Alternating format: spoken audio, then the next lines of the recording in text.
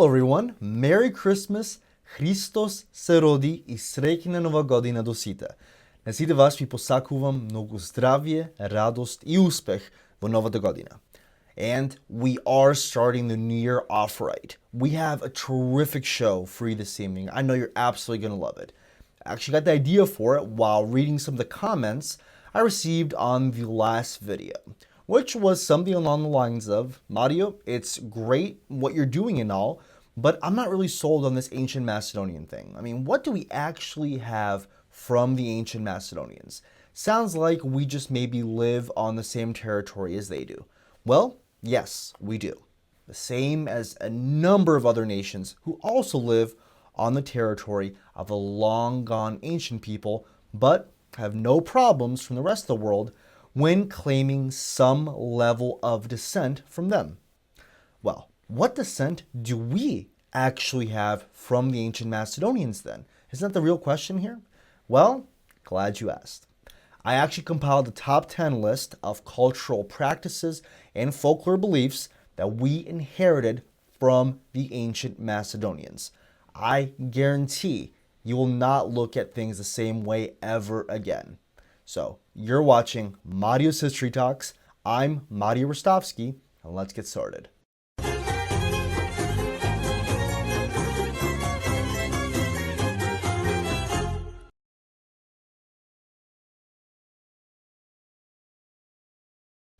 So, one of the most popular Christian holidays in Macedonia today is St. Lazarus' Day, which, like many other Christian customs, is built upon heavy pagan roots. Well, what pagan roots exactly? As many know, as part of Lazarus, a group of girls will decorate themselves with leaves and foliage and laurel, and they go from house to house singing songs for this occasion, which falls in the springtime. However, this is a tradition not found in any of the other so-called Western and Eastern Slavs.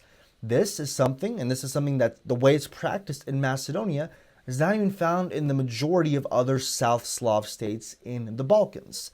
So, seeing that it's localized to the Southern Balkans almost exclusively, it does point to a pre-Slavic pagan influence. So, we know the ancient Macedonians in particular, they celebrated a very similar custom, probably as an imitation of the Bacchian Maenads, which these were girls that would also basically decorate themselves with leaves and foliage to usher in spring and bring about a good harvest for everyone. In classical times, these Maenads, they were the female followers of Dionysus and the most significant members of the Thiasus, which was the god's retinue or servants.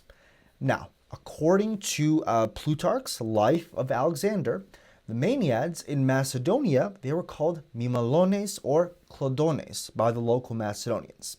And what's interesting here, of course, is that we actually have relics of this. We have the Maenaid of Tetovo, which is a statuette dating back to the 6th century before Christ, which, fun fact, is also featured on the Macedonian 5,000 dinar note, as well as on Tetovo's coat of arms.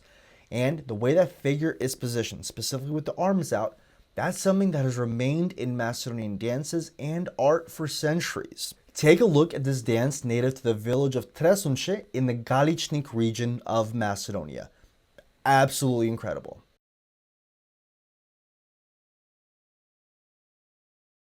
So, I know I will immediately get a lot of flack for this one. Mario, don't you know that that's the Bulgarian lion that you're looking at there? Whoa, slow down there, bro chacho. Let's take a deeper look.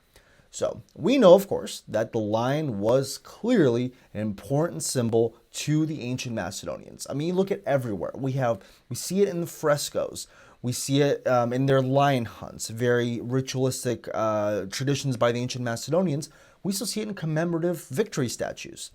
Now, even in the Middle Ages, chroniclers still knew that this was a heraldic symbol of the ancient Macedonians. This, of course, makes sense to us. Since lions were once native to Macedonia, even though they have long since been extinct. However, we also know that medieval chroniclers still associated the symbol of the lion with the then contemporary Macedonians. As we see all over, we see that in the Fionica armorial from the 16th to 17th century. We see that in the Korenic Neoric armorial of 1595, a 1630 armorial in the display of the Belgrade Museum of Contemporary Art, and a 17th century armorial in the Berlin Library. But how is this not Bulgarian? After all, don't the Bulgars also use the lion as their national symbol? Well, yes, they do. Except when they didn't. In his letter to the Pope, the Bulgar Khan turned Knez Boris, or his proper name Bogoris, stated the symbol and essential flag for the Bulgars since time immemorial has been a horsetail on a spear. No doubt harking back to their reverence of the horse as a nomadic Turkic people. Now, guess what symbol the Macedonians never adopted as their national symbol? I'll give you a hint. It's a horsetail on a spear. And after this, the Bulgarian lands were also frequently associated with, get this, an ox head. Now, pop quiz. Guess what other symbol the Macedonians also never were associated with, either by themselves or foreigners? I think you see where I'm going with this. It seems as if Macedonia has almost exclusively been associated with one heraldic symbol, the lion, since antiquity, while Bulgaria has ranged from a horsetail on a spear, an ox head, and then a lion. But yes, we copied it from them. Now, what's interesting here, of course, is that the Macedonians did know their use of the lion directly corresponded to the heritage and legacy of the ancient Macedonians. And they had no issues with this, despite the crazy fact that the antiquization policies of Gruevski would be centuries in the future. Take a look at this fresco from the village of Baniane in Macedonia from around 1548. Again, clear as day. Also worth noting that the lion happens to be among the most widely used animals in Macedonian folklore and fables, even though our immediate ancestors would have never seen an actual lion roaming through Macedonia in their lifetime. This is something that would have been extinct since late antiquity. Yet somehow it resonated in Macedonian folklore.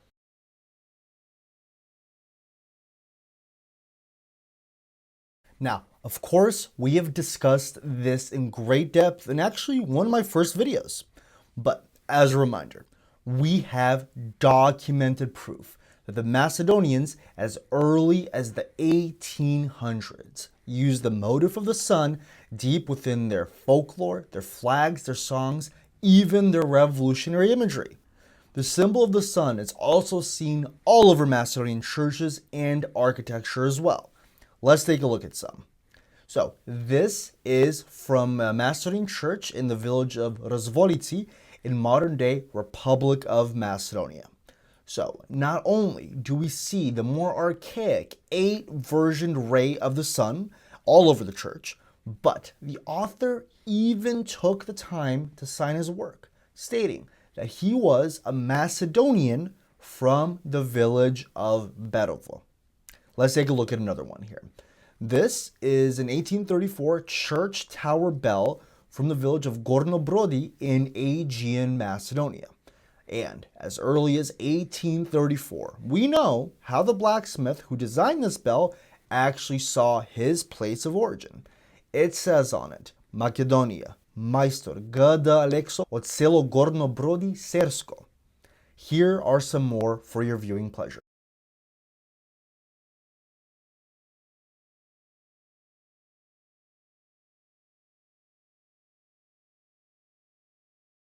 And that last one you saw, that is the ethnic flag of the Miatsi, a Macedonian tribe with a very mysterious origin, whose famous members, like Georgi Pulevski, stated that among other things, they were the descendants of ancient Macedonian warrior clans from long, long ago.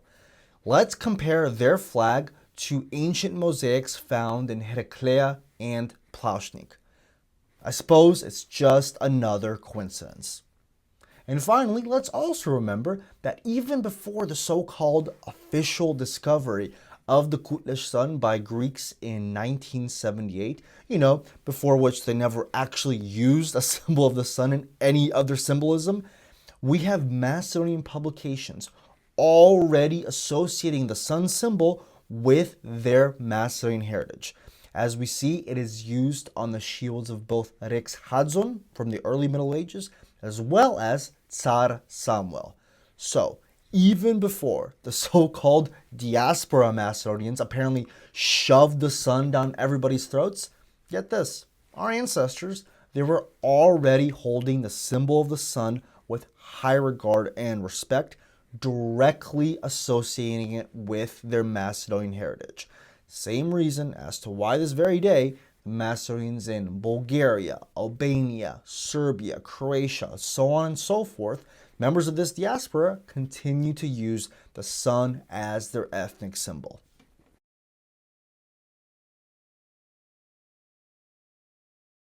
So this is actually a really cool one that you might not know about.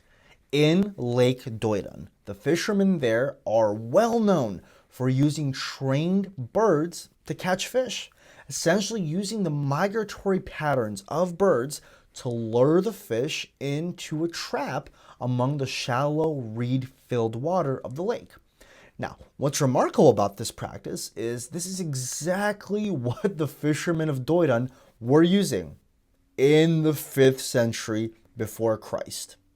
In fact, this practice was peculiar enough and strange enough to have caught the attention of a well-known ancient Greek historian who was actually visiting the area in the time period, which back then was actually called Pratice. His name, you might know him here, his name was Herodotus, and he described in his books the system in very great depth of not only of the bird fishing, but also the system of the houses built upon these stilts that would essentially be used to capture these fish. This practice of bird fishing, it's actually seldom found anywhere around the world, much less in the great swamps of the Ukraine, great fish up there. But we have documented instances of its usage in Macedonia going back literally millennia. And they still want you to believe that you are not native to the soil, that your ancestors are not natives to Macedonia. Insane. Now, slightly off topic here, but still speaking of birds, we also have Athenaeus of Naucratis, who was another chronicler of the time, who wrote that after the first swallows were spotted, the Rhodians, which were Greeks to the south, they would hold a celebratory festival welcoming their return. The only other festival celebrating the return of migratory birds is recorded in, you guessed it, Macedonia. And there it's called Letnik. Now, we don't know for sure whether the ancient Macedonians actually did practice this custom like the people in Rhodes did, but this is nonetheless another clear proof of another ancient Balkan ritual that did remain preserved among the population.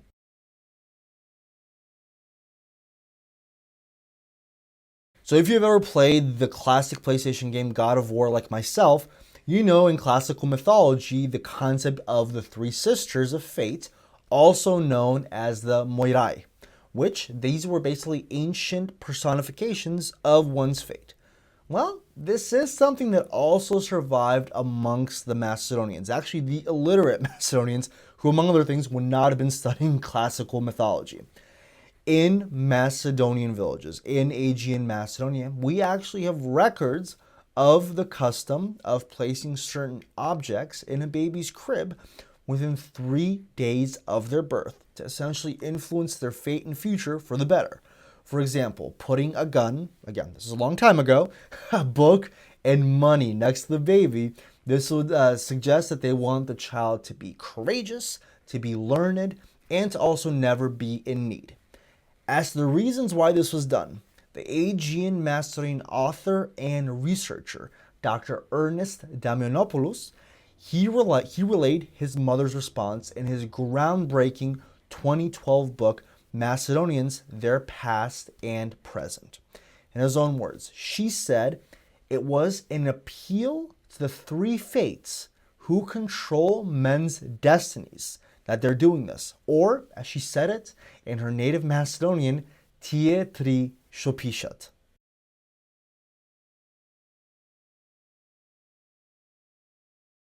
Now, this is something, of course, that gets overlooked like most things in Macedonia, particularly since the Macedonian folk costumes are just lumped together in this amorphous clay of just general South Slav folk costumes by researchers, and there's not much thought into their origins. However, according to Dr. Damianopoulos, the Macedonian folk costume has characteristics that not only separate it from other folk costumes in neighboring countries, but also show influence from the ancient Macedonian folkwear. So let's take a look.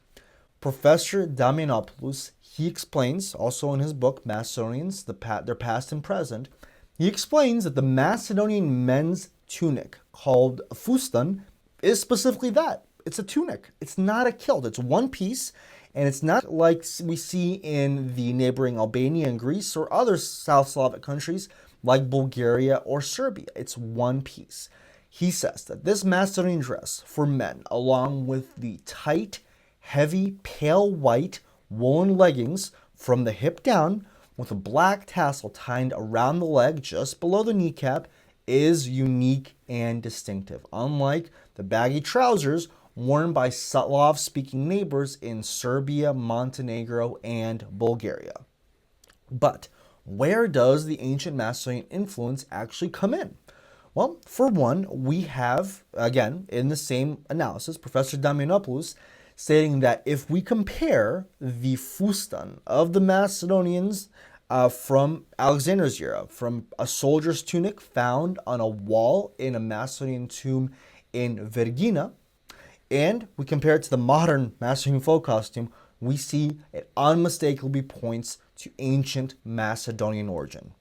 Furthermore, even the detail of the distinctive single row of pleats drawn at the waist by a cord is also derivative of a detail on the ancient Macedonian tunic called the keton, where men who had not yet killed an enemy in battle would not wear a belt, but a cord around their tunic, just like the modern Macedonians who wear a cord around their fustan to draw their pleats and keep them there, alongside a wide red sash and a belt.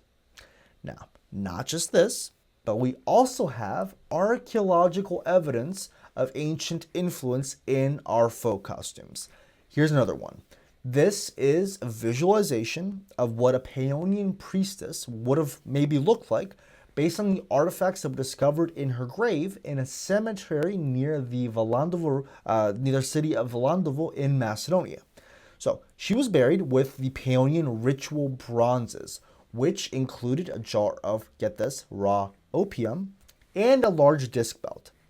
As we've discussed in a previous episode, opium again is ingrained in the modern Macedonian culture and holds a very high place in our history and our heritage, as well as that of the ancient Macedonians. However, what I find really interesting here is the detail of the large disc belt worn by the priestess. Let's take a moment and compare that with the Macedonian folk costumes of Smilevo. Notice anything there?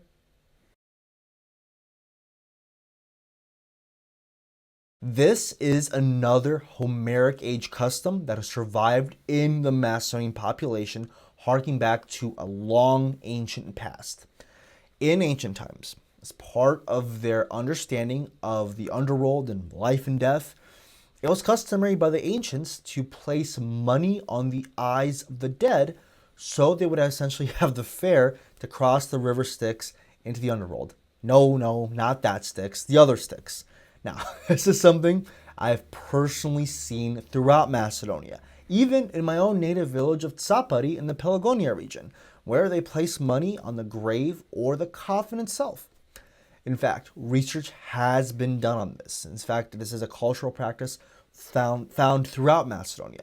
We see this in the work by professor and researcher Zorancho Mikhailov in his study called The Funeral Customs in the Bregalnica region, showing, yes, it is a widespread cultural practice throughout other regions of Macedonia as well. So despite being ardent Christians, most Macedonians, they clearly still incorporate these ancient pagan belief systems with regards to life and death, as well as fate, as we saw with the three sisters of fate.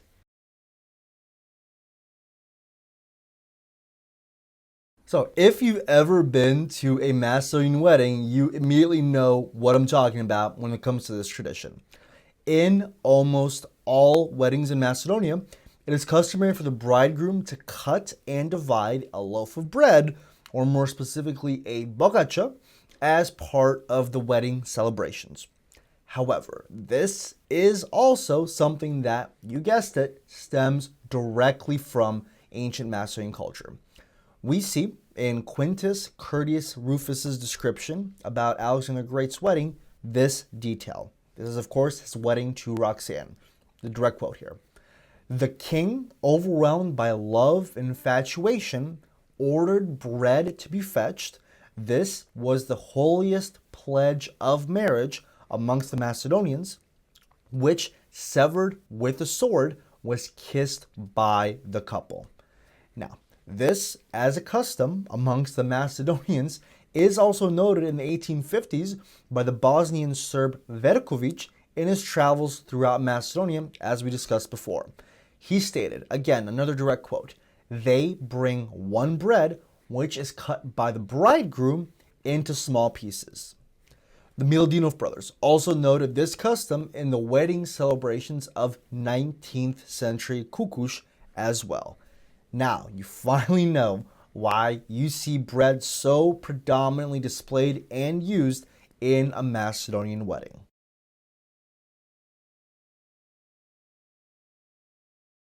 One of the most popular Macedonian dances is, of course, the oro. This is derived from the ancient Thracian word horu, meaning circle. And this is a type of dance common amongst many people in the Balkans, called horos in Greek, horo in Bulgarian, and kolo in Serbo-Croatian. However, there are many distinctively Macedonian dances that researchers point to pre-Slavic ancient Macedonian origin. Let's take a look at some. American researcher Stoyan Pribivecic, in his book Macedonia, Its People and History, states the following. The Macedonian dances are amongst the earliest recorded dances in Yugoslavia and belong to the oldest recorded dances in the world. In the bridal oro, this is specifically a Macedonian dance deriving from the ritual dance of the Thracian priestesses, which is depicted in a bas-relief on a stele recently excavated in Samothrace. Moving on, Pribivicic, he talks about the Teshkoto dance, which means the difficult dance. He says, now, it's called a shepherd's dance of nimble leaps from rock to rock, watching for possible beast or bandit. Actually, it is an archaic Macedonian dance from pre-Slavic times, recalling border warfare and raids, the unending battle to defend the flocks, the land, and the tribe. In another book, The South Slavs of Michigan, author and researcher Daniel Setinic, he states that another famous Macedonian dance called Drusalia, which is performed during the Christmas and New Year's time period, so very appropriate we're talking about this, also has ancient Macedonian roots. It was actually described by the Greek historian Xenophon in his Anabasis. It is also a warrior dance, complete with swords and axes, and this was very symbolic of the ancient tribal warfare found throughout ancient Macedonia.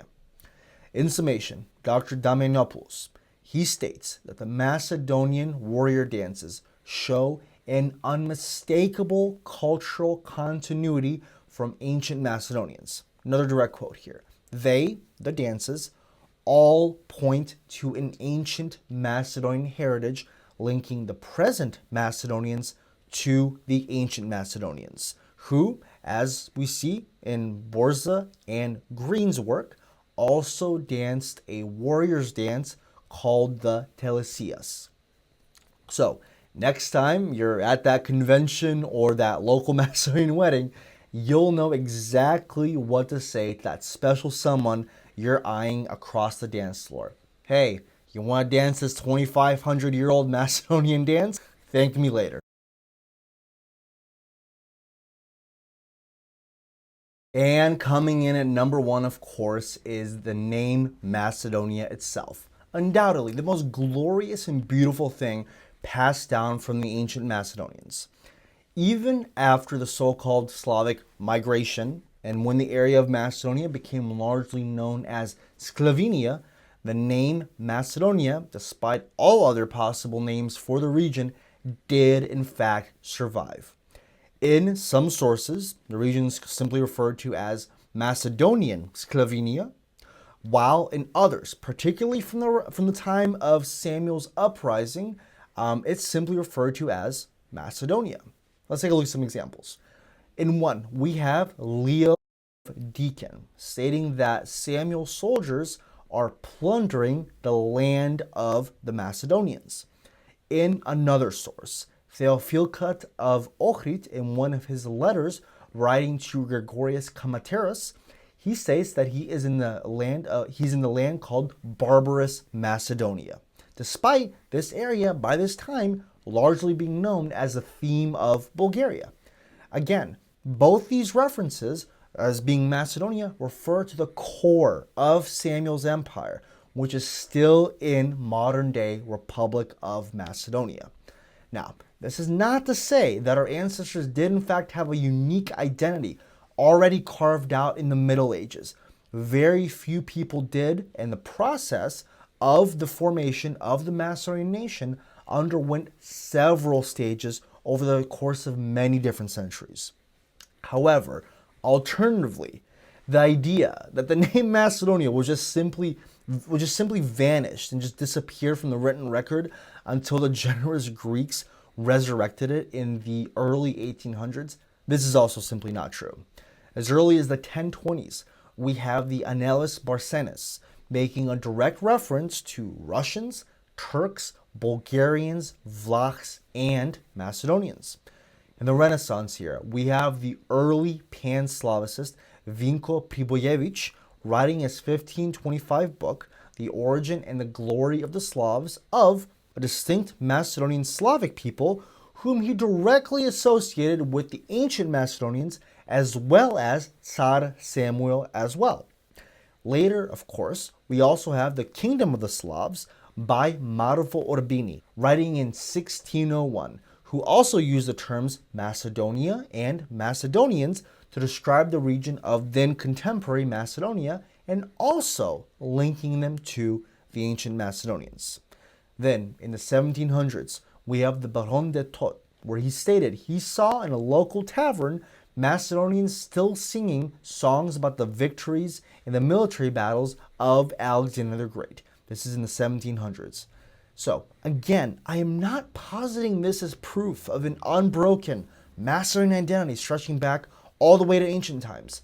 What I am showing that is, in whichever way that it was transmitted, remembered, or even thought of, the name Macedonia, as well as the ancient Macedonians, this was not simply swallowed up by the earth, as ironically put by Dimitar Makedonsky in an 1870s article, which ironically enough was in reply to our old friend Petko Slovakov. Like all other nations, our ancient ancestors did in fact cast their vote in the formation of our identity all across the ages. And it's precisely why our ancestors looked to their ancient history first in our national awakening, not their medieval history. This is why you now must fight to preserve your Macedonian heritage. It's essentially giving a voice to all of our ancestors. That's precisely how we received all these beautiful customs and practices all across the generations. You cannot let that fire go extinguished regardless of what's happening. You have to give your ancestors their vote and their voice despite them being gone for centuries. So folks, that wraps up today's episode. I hope you enjoyed it as much as I did researching it. I'm going to see you again soon. We have a great new year ahead of us. Dai Bože. We're going to have some great news and updates coming about the future of Marius History Talks as well. So link up with me if you haven't on social media. I'm on Twitter, I am on Instagram, and I am on Facebook.